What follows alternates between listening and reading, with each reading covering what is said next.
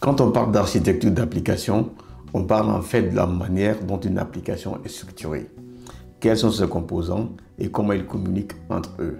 Ou tout simplement, quelles sont les responsabilités de cette application.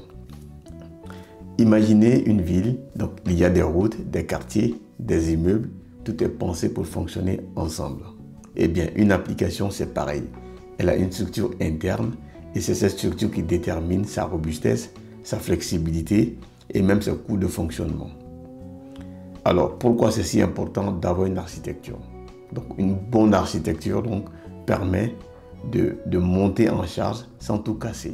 On parle alors de scalabilité. Donc, d'un point de vue maintenabilité, c'est un code bien structuré, facile à comprendre, à corriger et à faire évoluer. Si les bons choix sont faits au niveau du design, nous obtenons une application rapide avec de grandes performances.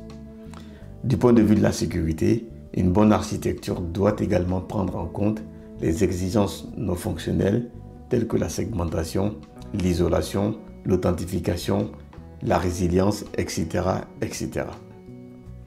De ce fait, le travail en équipe devient possible car chaque équipe peut ainsi gérer un morceau du projet du fait de la segmentation.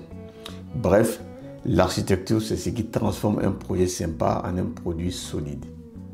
Dans cette série, on va explorer les architectures les plus répandues aujourd'hui, à savoir l'architecture monolithique, l'architecture en couche, les SOA, les microservices, les event-driven et les serverless.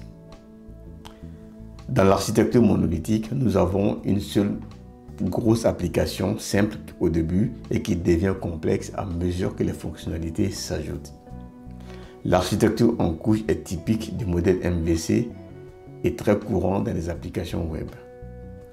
L'architecture SOA est l'ancêtre des microservices. Dans l'architecture microservice, chaque fonctionnalité devient finalement un service indépendant. Quant à l'architecture dite event-driven, l'on communique essentiellement par des événements via un bus de messages, souvent Kafka ou RabbitMQ.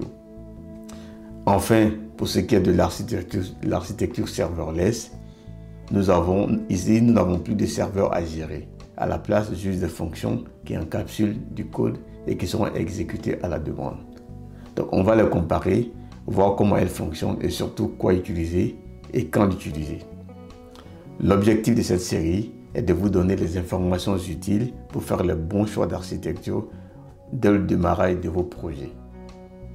Donc, que vous soyez développeur, architecte ou DevOps, ou que vous lanciez un projet, vous allez pouvoir comprendre les forces et limites de chaque modèle, savoir comment les mettre en place et éviter ainsi les pièges classiques que l'on voit malheureusement encore souvent.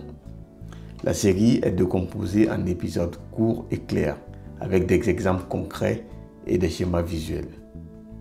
Donc voilà pour cette introduction, et si cela vous a donné envie d'aller plus loin, abonnez-vous et activez la cloche de notification pour ne pas rater les prochaines vidéos.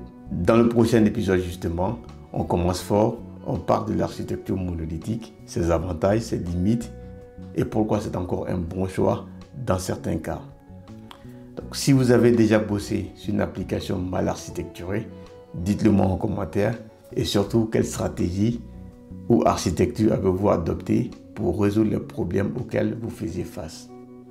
Merci et à bientôt.